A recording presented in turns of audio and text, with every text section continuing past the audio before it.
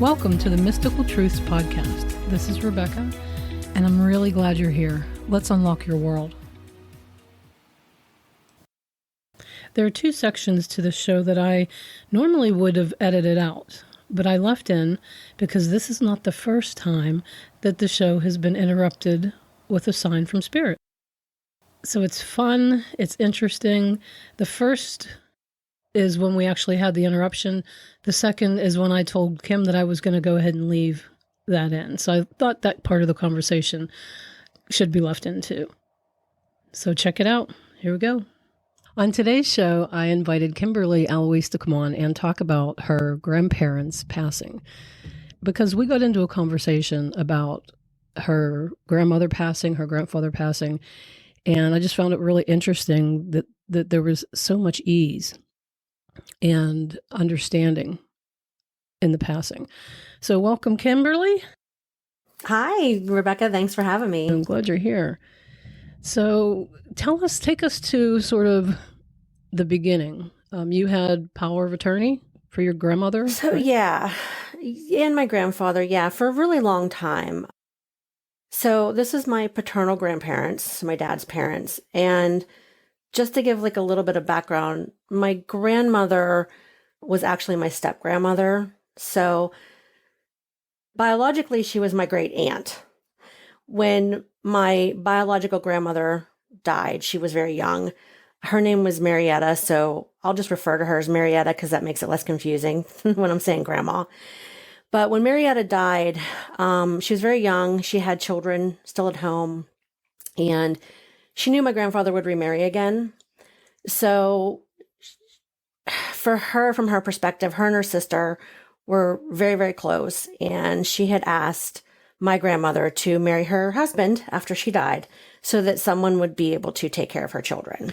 And can you explain to all of us why that was so important then? Because today, maybe not so much, but why was it such a big deal? She knew she was going to die. She wanted her sister to marry her husband. Because my grandfather was a very, it was a long time ago, right? So back then, my grandfather wasn't about to take care of the children and clean and cook and do all those household things. He, in his mind, had to have a woman, and my grandmother feared that he would take whichever one came his way. Mm-hmm. And she desperately wanted to make sure that her children had someone that actually loved them and would take care of them. Mm-hmm. So, and Marietta wanted that. And then my grandmother, she was already pushing 40 or 40. She was unmarried. So she basically did it for her sister and the kids. She got married to my grandfather. She wasn't in love with him. He wasn't in love with her. They did have a very difficult life together. She did. She had a difficult life with him. But, so that's kind of the background of it. So she's my step-grandmother, but she is biologically related to me. Boy. I know a lot of people had a really, really hard time with it, and their family actually sort of really struggled with it. They ended up actually moving like 3 hours north of here and lived there most of my life because it was just easier than dealing with all the judgment from everybody. Because they married pretty quickly, right? Yeah, they married pretty quickly. They stayed here for a while. It was like 6 months after after Marietta died that they got married. Because at that point, my grandfather said that my step-grandmother could not keep coming over to the house because people were going to start talking.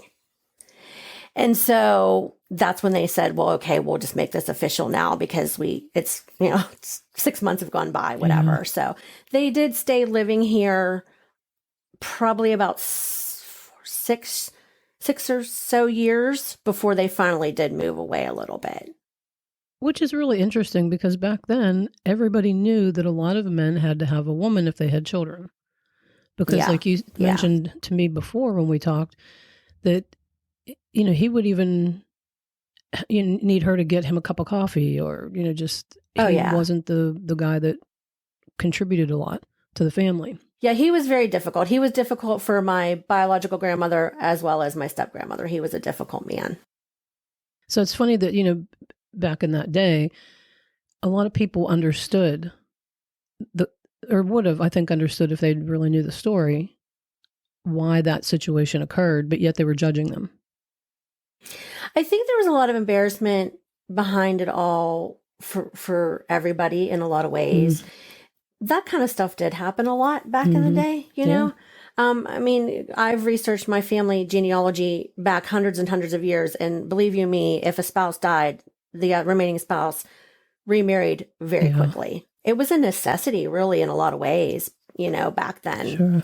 So, yeah, I didn't find out until much, much later in life. I always had an inkling. Marietta died before I was even born. But I always had an inkling that this is something that Marietta wanted. And later on in life, my step-grandmother did confirm that they had a talk about it. And she really did this for her sister and for the kids. And she took a lot of heat. A lot of people really were not nice to her about it. That's tough. So it is tough.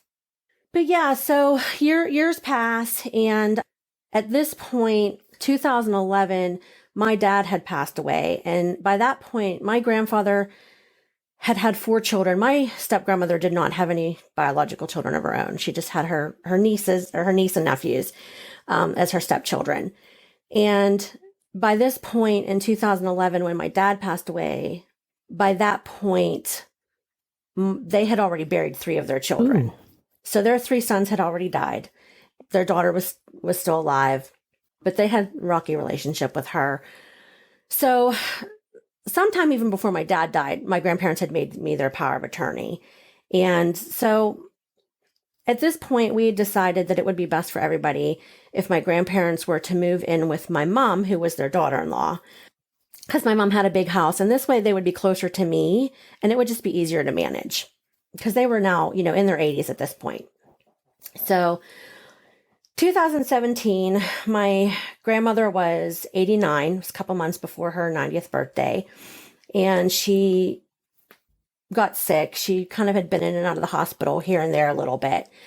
But it's important to note that she was very short-minded. That woman had a memory unlike anything I have ever seen. And she was very much 100% mentally competent. So she was having some issues, and they'd gone to the hospital, and the doctor told her she had like a touch of pneumonia, and she had a reoccurring bout of C. diff, which for anybody who doesn't know, it's like an intestinal bacterial thing that happens if people are taking antibiotics. Sometimes if people have been in the hospital, it's contagious, so they can contract it. So she's at the hospital, and they're kind of like, you know, doing whatever they do at the hospital. And at this point she says, "That's enough. I don't want any more treatment. No, I'm ready to die. Like, this is enough now." And by this point, I had made it up to the hospital, and I was talking to the doctor, and the doctor's telling me, I really, you know, I know she's upset, but like, this is fixable. I could just give her an antibiotic and send her home. Like, this is treatable. Like, she's fine. Really, she's fine. And my grandmother's, you know, kind of telling the doctor, telling the nurses, telling me, she's like, "No, I'm done. I'm ready to die now. Like, everybody needs to like just get on board with it," you know? And I guess the thing is like, it was all such matter of fact conversation, right? It wasn't like anybody was, I mean, we're sad because you're sad because that's the human emotion to it, right? But it was very matter of fact. She was ready to go. And we must have really all kind of felt that, because at that moment, my grandmother wanted to call my daughter, which would be her great-granddaughter, to talk to her because she was going to die. So we had to call my daughter at work. And I remember my grandma's on the phone with my daughter, and she's like, you know, talking to her. She's like, "Hi, honey, it's Grandma. I just wanted to call to tell you." I'm sorry, I'm going to cry. It's okay. She's like, "I want to call to tell you that I love you. I'm going to die now. You be a good girl," you know? And my daughter's kind of, you know, upset. She's crying. She's like, you know, telling her goodbye and everything. And my grandma was just very matter of fact about it. Good for her. It really was. And from our perspective, from like myself, my husband, my daughter, my brother, and maybe not so much my mom, but, you know, somewhat my mom, we're all really okay with this process. I mean, me more than all of them, but we were like, okay, this is how this is going to go down. I remember at one point her telling me that my grandmother telling me that she was seeing her father. And, you know, her father's obviously deceased or no longer in human form, I should say. She was saying, you know, I know this is going to sound crazy. I'm not crazy. And believe you, my grandma was not crazy. But she's telling me she's seeing her father. And I'm saying to her, no, grandma, trust me. I do not think you're crazy. And that's good. That's a really good thing. So that night, because the doctor was like, look, I mean, I could send her home. It's like, she's fine. I can fix you know this. What I mean? Yeah, exactly. And for whatever reason, like I said, everything kind of it just played out the way that it needed to play out. You know, calling my daughter, feeling that need, that urgency that my grandma was very insistent. She wanted to talk to my daughter, and it had to be like now. Couldn't wait till after work, till she could come up. It needed to be now. So they decided to let her stay at the hospital. She stayed that night. And then the next morning, they moved her to another room. And by the time I had made it up there the next morning, she was already like not able to talk. You know, she was already like eyes closed, kind of laying in bed. And so we all still talked to her anyways. And by that night, she had died. And it's funny because, you know, the doctor and the nurses are like, well, she's fine. Like, I don't know. Like, but she made the decision. Yeah. Like, she honestly made the decision, Rebecca, like at this point, after everything that transpired in her life, after where she was at, yes, her condition was fixable, but she was ready. It was her time. She was seeing her father, who was going to welcome her over, and she got to say goodbye. Like, how great was that? She said goodbye to every single one of us. That's perfect. And just so like, all right, just so matter of fact. Okay, honey, I'm going to die now. When you first told me that, I thought, I just love that. I just love that because that's what we all should be doing. We should. We should just be saying, hey, you know what? I'm going to go ahead and die now. Honestly, and I loved it because I love that she was a woman who, in her entire life, because prior to getting married to my grandfather, she was a caregiver for her parents, for her sister who was dying. She kind of always did what she needed for everybody else.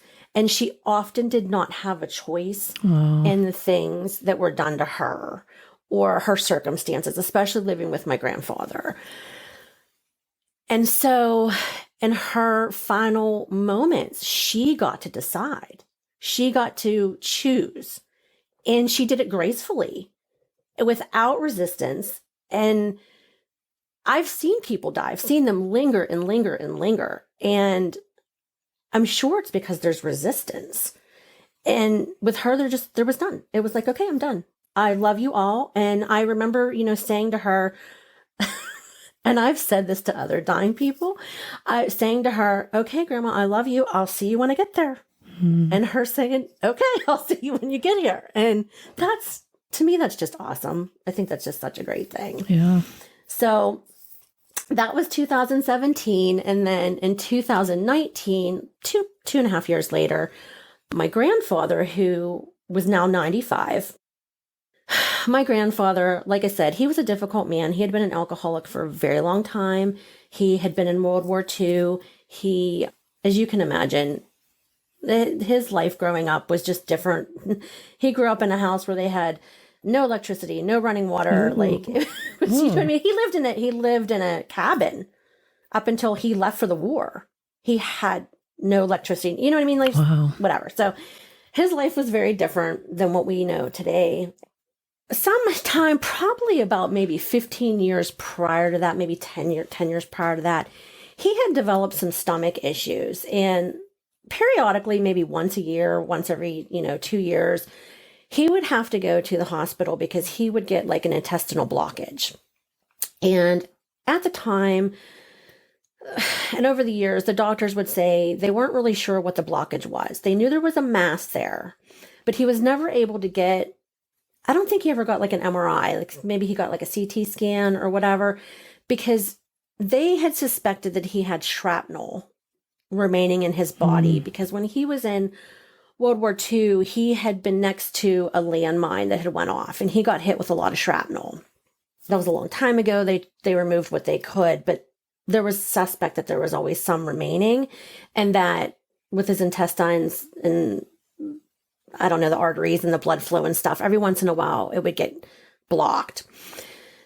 I think probably so many years before 2019, they even came back and said maybe it was cancerous mass. If it was slow growing. So this would happen periodically. So on this particular occasion in 2019, he had his 95th birthday in August. So this was now October. And like I said, he was living with my mom. So they got him to the hospital. The doctor at that point was saying to him, you know what, let's go in surgically and see what the heck's going on there. If it is, a mass, we can remove it. Let's try to figure out like what we could do, because it was very, very painful for my grandfather. And he was tired of dealing with it. Like like I said, even if it only happened once a year, I think it had happened maybe 6 months prior to that event. He was tired of it. And so at that point, my grandfather was saying, nope, that's it. I'm done. I'm ready to die now. Like, I don't want to fix this. To tell you more about my grandfather, he was a very physically fit man. He was 95, but if you didn't know that he was 95, to look at him, he looked 75, right? Uh-huh. Physically, I would say he could pass for a 35-year-old. He, up until the day of going into the hospital, he was, mowing the lawn. Wow. We had caught him like a week before. My mom had caught him with a stepladder out in a tree with a chainsaw cutting off branches at 95 years old. Wow. Very physically fit man, right? And mentally he was competent. He was fine, mentally aware of everything that was going on in the world. And so he had made this decision. He was like, no, I'm done now. Like, this has been long enough, like I'm ready for this to be over. And so once again, I find myself at the hospital talking to the doctor, and the doctor's just like, for the doctor, like, this was like insane, right? Because he felt that, again, this would pass, like these blood vessels and stuff, I guess they would shift, and then like, they would get his intestines kind of like get the blockage and be able to send him home or do this surgery. And he's like, your grandfather at 95, I am 100% confident will recover from this surgery. He is physically fit and mentally fit. He's like, this isn't going to be a problem. And I'm like, well, he's saying he wants to die. So, and then sometimes when like I talk to people, like, I'm talking to the doctor and he's looking at me like I'm absolutely insane, right? Because I'm like, well, he's ready to go. So let's just, And they kept asking him over and over again, are you sure? Are you sure that you don't want this? Are you sure this is what you want to happen? And my grandfather's like, oh my God, how many ways can I tell you people I'm ready to die? Wow. And so like, I talk with the doctor and stuff. I go and talk to my grandfather, and my grandfather's telling me, he's like, look, what do you want me to do? Like, you tell me what you want me to do. And I said, look, Grandpa, if it were up to me, I'd want you to live to be 100 or more. I think that would be fun. But what do you want? I will support whatever you want to do. And he's like, well, I'm ready to die. And I said, well, all right, then let's die. Let's do it. Like, Pack your bags, Pop. I love when like the medical staff look at me like we're all absolutely insane. I'm like, but I hope that it leaves them with some food for thought. Absolutely. And that's really, I think, what I always hope that comes out of these types of situations. Yeah. So at one point he was going to eat, and then he made the comment to my mom, and he was like, well, wait a second.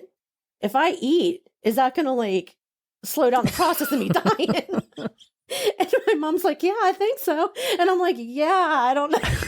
He's like, well, I'm not going to eat then. Oh, wow. Like, okay. No last meal. And he was like, no, he's like, I don't want any food then. I'm going to go. I'm going to do this thing. And so the nursing staff, again, the hospital was like, okay, like, I mean, we can't just keep this guy in a bed. Like, we got to do something with him. So this could take a while. They said, well, this could take, that's what they said. They're like, this could take a while. He's fine. He's not like, like, it was just so astounding. I remember like the nursing staff being like, wow, your grandfather's like 95. He's like in such great shape. Like, we don't see 95-year-old people in here. They're like so like good, like mentally and, physically and joking around and everything. Like, he's telling jokes, And so, we got in contact with the hospice, and they, came and they transported him over to hospice. And so I think, we're talking like 48 hours, whatever, like he gets transferred. We're at the hospice. And, at this point, he's not eating. He was, I think, having like ice chips a little bit. We're all carrying on our conversations and everything. So the first night he was at the hospital, we left, came back. They moved him to the hospice, and he wasn't there long. I think he was there for one night. And then the next day, I was going to go back. My brother was going to see him. And it was interesting because I was going to go back to the hospice with my daughter when she got off work. And my brother had called me to tell me that he was on his way to the hospice to see my grandfather. And my brother called me and he said, Kim, he said, on the way here, he's like, I'm thinking about Grandma and Marietta. And he's like, they're telling me they're on their way to him. Like, they're on their way. And Sweet. my brother was like, and I know my brother was like really surprised. And I'm like, oh, I said, that's so awesome, David. I'm like, you got like, they came to you, like you saw them. That was them. And he was like, well, why would they talk to me and not talk to you? And I'm like, it's perfect. It's absolutely perfect that you had that experience. And so I kind of knew right then when he had told me that, I was like, okay, they're on the way to like greet him. And so my brother was in the room with my grandfather. He got to the hospice. He was in the room with my grandfather, and they were having a full conversation. Like, at this point, like, my mom had been there, my aunt had been there, like, we'd all had been there. My grandfather was having normal, everyday conversations. He could see out the window. There was lawn care people tending to the lawn, and he was talking about them and, telling us different lawn care tips and whatever. One more thing before I go. And, I know, exactly.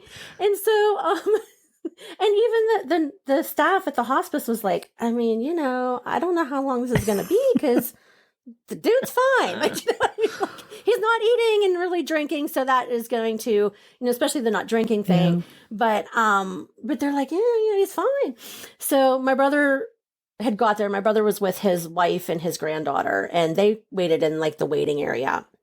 My brother went in with my grandfather, and my brother said they were having a full-fledged conversation. And at one point, my grandfather said to my brother, and I'm trying not to cry when I say this. My grandfather said to my brother, and he was completely cognizant, totally aware, eyes open, full conversation. And he says to my brother, always, sorry. Okay. He tells my brother, always be good to people. Give when you can, and it'll come back to you. Nice. So my brother was like, sorry.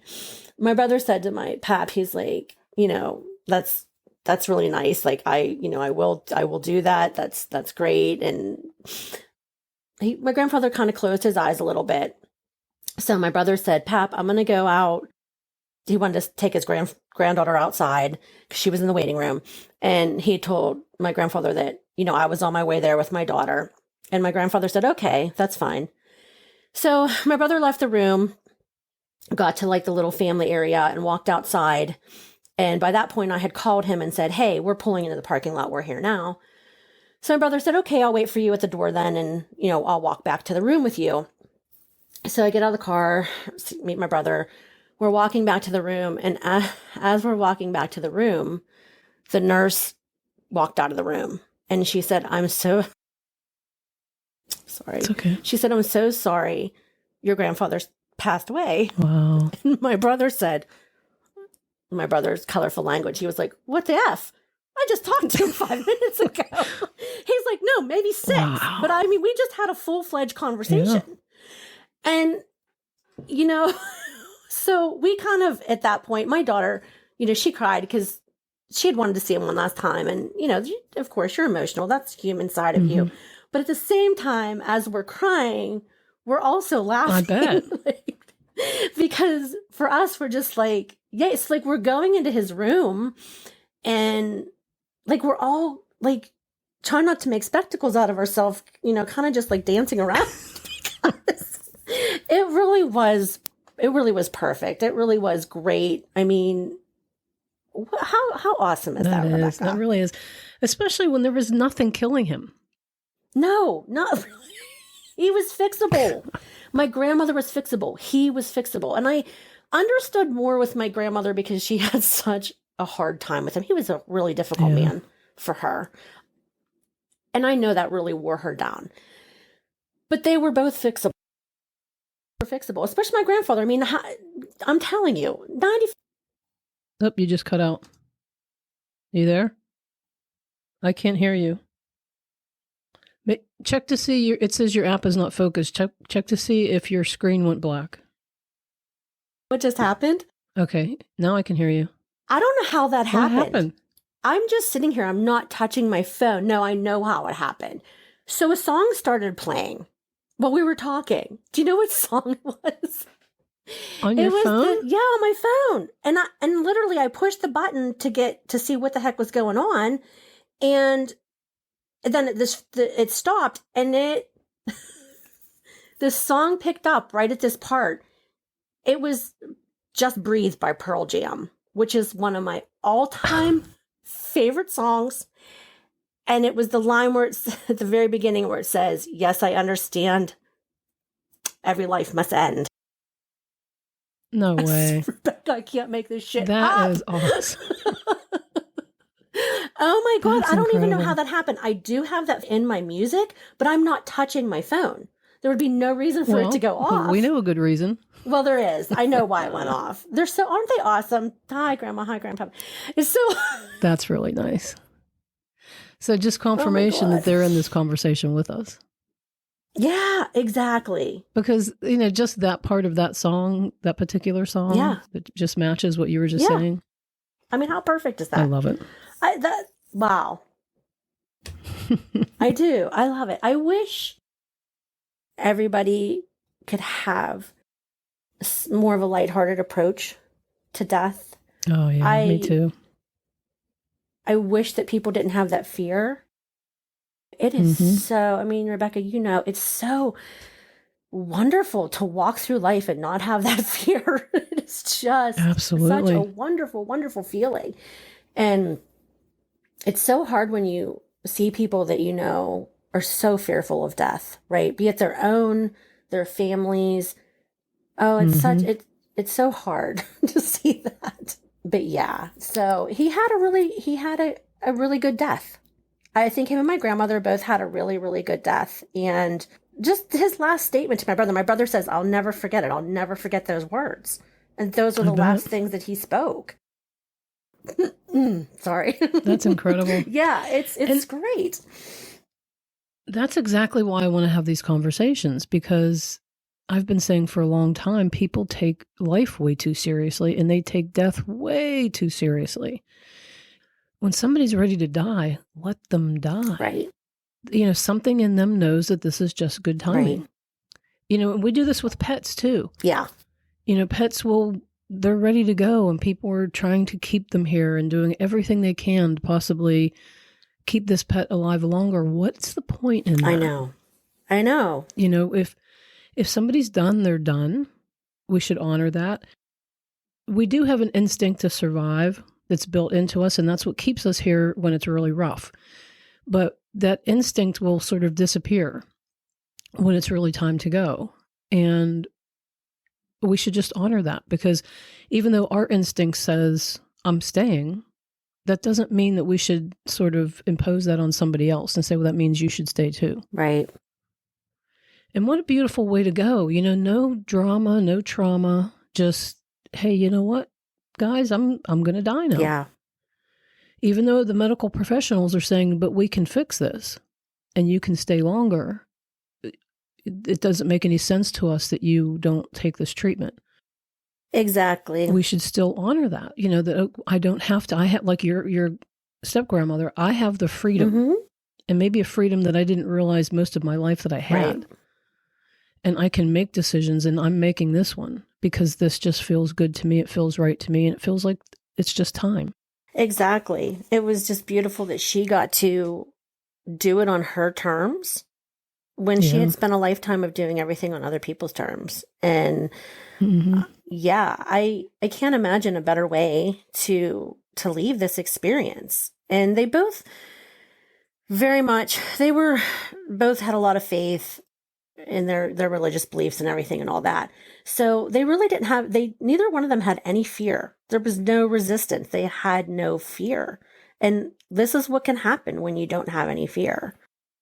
Yeah, I agree. I mean, with your step-grandma, she gave into her condition. Yes. So that gave her a nice, easy vehicle. But what I think is so incredible with your grandfather is that he really didn't have a condition. Like, he had the pain in his stomach, but that could have been, no big deal, because he went through that so many times. So it's not like he gave into an illness that would go ahead and give him his exit. Right. He just simply made the decision and then let the exit appear. We all think of that like, oh, I just want to, and people will say that, like, I hope I die in my sleep. I don't want to have to like deal with all this, or like, I just want to close my eyes and be gone. And that's what he did. He closed his eyes, Rebecca, and he left. Because we do have the freedom to do that. And there have been many people through the years, yogis and, whatever, who just say, it's time for me to leave my body. Yeah. And they exit the focus and they withdraw from the body. So we know that it's something that can be done. We know that it's something that's easy. And I'm sure it's available to all of us. So I think as we understand this more and relax about death and honor it and celebrate it, we're not going to have to go through the extreme means of exit that we do, that most people do.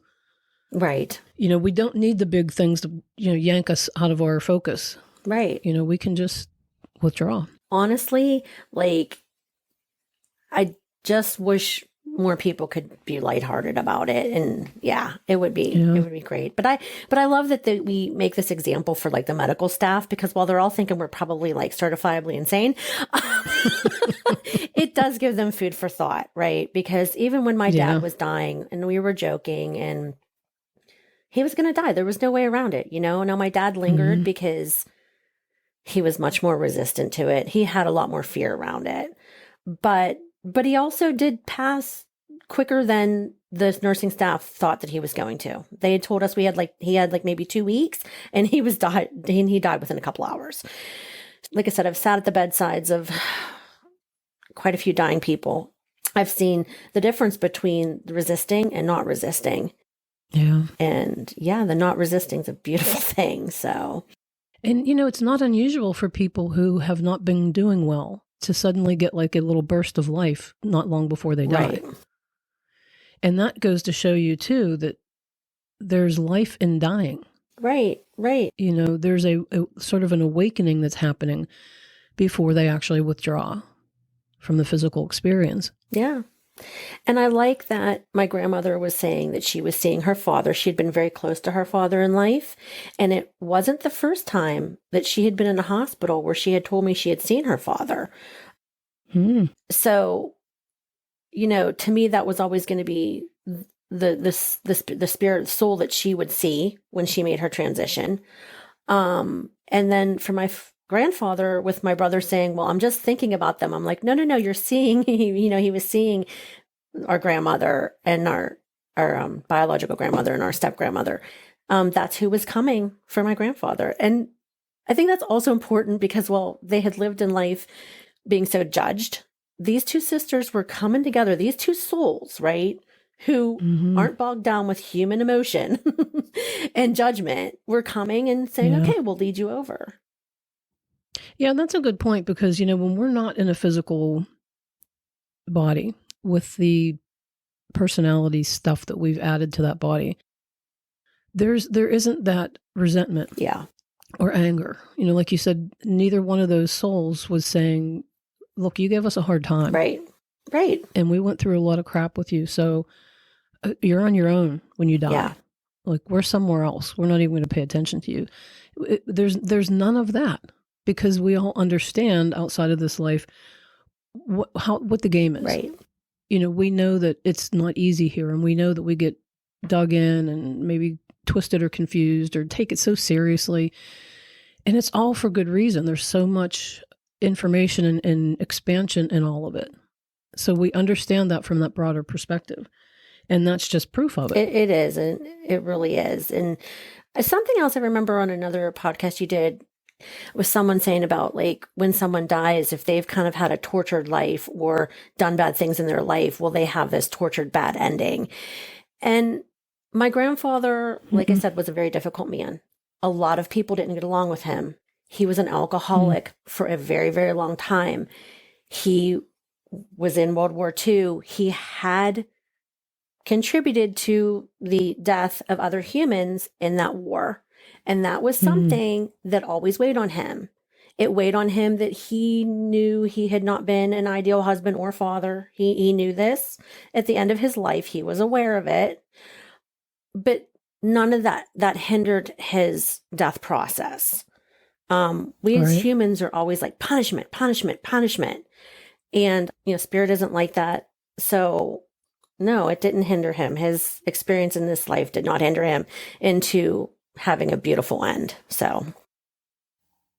And I think, spirit looks at us and relates to us in a way that we might, an analogy for that might be if we think about a child. If you see a small child step on a bug, you don't say you're an evil soul, you just killed a creature. Right. Or if they destroy your decor in your house, put magic marker all over it, or put peanut butter all over the dog and the kitchen. Whatever it might be, we don't look at them and say, you're bad, you're terrible. We have to treat you differently now because you've done this. You need rehabilitated. Right. I mean, we don't think that, that brands you, you're terrible. You've done, 6 or 7 or 10 things in the last 2 weeks alone that we can condemn you for. We don't think to do that with a child because we understand the child is learning, the child is expanding. They're just doing what seems like a good idea in the moment. Right. And that's what we are all doing here. Exactly. That's how Source views us. They went into this crazy maze that is beautiful and has a whole lot of purpose to it. But navigating in that maze can be very choppy. And so they fully understand how we get mean or why we hurt other people and things like that. We're not really in trouble for any of it, and none of it's wrong.